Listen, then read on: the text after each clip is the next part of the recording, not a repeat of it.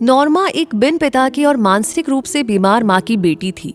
उसकी माँ अपनी खराब मेंटल हेल्थ की वजह से मैरिलिन की देखभाल करने में केपेबल नहीं थी। यही रीजन था कि नॉर्मा को अपना बचपन अलग थलग अनाथालयों में बिताना पड़ा। सोचिए, एक छोटी बच्ची के लिए अपनी माँ को छोड़कर अनाथालय में दिन गुजारना कितना मुश्किल रहा होगा।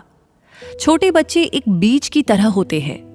माँ बाप एक किसान की तरह इस बीज को अपने प्यार, दुलार और अपनेपन से सींचते हैं। जब इस बीज में नन्हा पौधा फूटता है तो शुरुआत में उसे तब तक देखभाल की जरूरत पड़ती है जब तक वो मजबूत पेड़ बनकर अपनी जड़ें मजबूत नहीं कर लेता। बच्चे भी जब तक होश ना संभाले, दुनियादारी की समझ डेवलप ना कर ले, तब तक उनका अपने माँ बाप के साए में रहना बहुत ही जरूरी होता है। परिवार से दूर अनाथालय में बचपन गुजारना रेगिस्तान में किसी पौधे के उगने जैसा है। जब नॉर्मा की माँ को पहली बार इलाज के लिए अस्पताल ले जाया गया, तब नॉर्मा के पड़ोसियों को उस बच्ची पर दया आ गई। उन्होंने नॉर्मा को अपने साथ रख लिया। पड़ोसियों के साथ नॉर्मा भी बड़े प्यार से रहने लगी। पड़ोसियों का नॉर्मा से इतना गहरा नाता बन गया था कि उन्होंने नॉर्मा को लीगली अडॉप्ट करने का भी मन बना लिया था। लेकिन जब उन्होंने नॉर्मा की माँ के सामने ये इच्छा जाहिर की तो उसकी माँ ने उसे गोद देने से इनकार कर दिया। माँ भी नॉर्मा को खुद से अलग नहीं होने देती अगर वो हालात से मजबूर ना होती। इसके कुछ टाइम के बाद माँ की बेस्ट फ्रेंड ग्रेस मैकी नॉर्मा को अपने साथ ले गई। लेकिन ग्रेस की फाइनेंशियल कंडीशन भी कुछ खास अच्छी नहीं थी। वो मैरिलिन की परवरिश का खर्च अफोर्ड नहीं कर पा रही थी। आखिर उसने भी हालात के आगे घुटने टेक दिए और साल 1935 में मैकी ने नॉर्मा को लॉस एंजलिस के एक अनाथालय में छोड़ दिया। अब छोटी सी बच्ची नॉर्मा आखिर करती क्या? उसने इसे अपनी किस्मत समझकर स्वीकार कर लिया। अनाथालय में नॉर्मा ने एक लोनली और मिजरेबल वक्त काटा। इसके 2 साल के बाद मैकी फिर एक बार उसकी जिंदगी में लौटी। अब मैकी ने डॉग गॉडार्ड नामक व्यक्ति से शादी कर ली थी। उसकी सिचुएशन थोड़ी ठीक थी।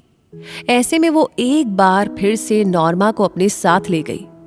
लेकिन ये साथ भी ज्यादा दिन तक नहीं टिक सका। जल्द ही उसने नॉर्मा को दोबारा अनाथालय में छोड़ दिया और ऐसे ही कई बार नॉर्मा को अलग अलग अनाथालयों में बचपन गुजारना पड़ा।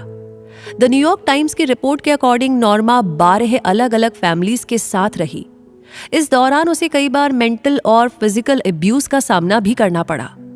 इससे नॉर्मा के बाल मन पर, उस बच्चे के मन पर बहुत बुरा असर पड़ा। इस अब्यूज की वजह से नॉर्मा को ट्रॉमा हो गया था। किस्मत ने उसे तीसरी बार मैकी से मिलवाया फिर से, और इस बार मैकी उसे अपने साथ ले गई। लेकिन ये साथ भी अगेन ज्यादा दिन तक नहीं टिका। पति को वेस्ट वर्जीनिया में नौकरी मिल गई। मैकी अब नॉर्मा को अपने साथ नहीं ले जा सकती थी। मैकी और उनके पति चाहते थे कि नॉर्मा के लिए कोई परमानेंट सोल्यूशन ढूंढा जाए। तभी उन्हें आइडिया आया कि क्यों ना नॉर्मा की शादी करा दी जाए। शादी हर लड़की की जिंदगी का सबसे खास दिन होता है। अपनी मैरिड लाइफ और हस्बैंड को लेकर के एक लड़की कितने सारे सपने देखती है। शादी के बाद लाइफ ऐसी होगी, लाइफ वैसी होगी, ऐसे कितने सारे थॉट्स दिमाग में हलचल मचाते रहते हैं। अमूमन शादी करने को लाइफ में सेटल होना कहा जाता है। सेटल यानी एक जगह पर थम जाना। लेकिन क्या वाकई में शादी थम जाने का नाम है? क्या नॉर्मा की किस्मत में एक आम लड़की की तरह शादी करके परिवार संभालना लिखा है? हरगिज नहीं। नॉर्मा की किस्मत में तो एक नया इतिहास बनाना लिखा था। मैकी ने नॉर्मा के लिए एक लड़का ढूंढ लिया। उनका ही पड़ोसी 21 साल का जेम्स डॉगटी। नॉर्मा भी शादी से इनकार नहीं कर पाई, हालांकि उसकी इस वक्त उम्र महज 16 साल की थी। 19 जून 1942 को यानी 1942 को उसकी जेम्स से शादी हो गई। दोनों हस्बैंड वाइफ खुशी खुशी एक साथ रहने लगे। लेकिन इस न्यूली वेड कपल को जल्द ही जुदाई का दर्द भी सहना पड़ा। साल 1943 में यानी कि 1943 में जेम्स को मर्चेंट मरीन में नौकरी मिल गई। नौकरी के सिलसिले में उन्हें विदेश जाना पड़ा। अपने पति के जाने के बाद नॉर्मा फिर से अकेली हो गई। हालांकि उसके ससुराल वाले उसके साथ थे, लेकिन फिर भी अपना खर्च निकालने के लिए नॉर्मा को एक डिफेंस प्लांट में $20 प्रति सप्ताह की नौकरी करनी पड़ी। इस समय वर्ल्ड वॉर 2 चल रहा था। नॉर्मा को लगा था कि ये कोई सामान्य सी नौकरी होगी जहां वो अपने पति के विदेश से वापस आने तक काम करेगी। लेकिन उसे क्या पता था कि किस्मत ने उसके लिए तो कुछ और ही सोच रखा है। ये फैक्ट्री एक दूसरी दुनिया का दरवाजा है, जहां पर एक नया इतिहास उसका इंतजार कर रहा है। आखिर क्या हुआ इस नौकरी के दौरान? क्यों ये नौकरी नॉर्मा के करियर का टर्निंग पॉइंट साबित हुई? हम आपको बताएंगे हमारे अगले एपिसोड में। नॉर्मा की जिंदगी को आगे जानने के लिए बने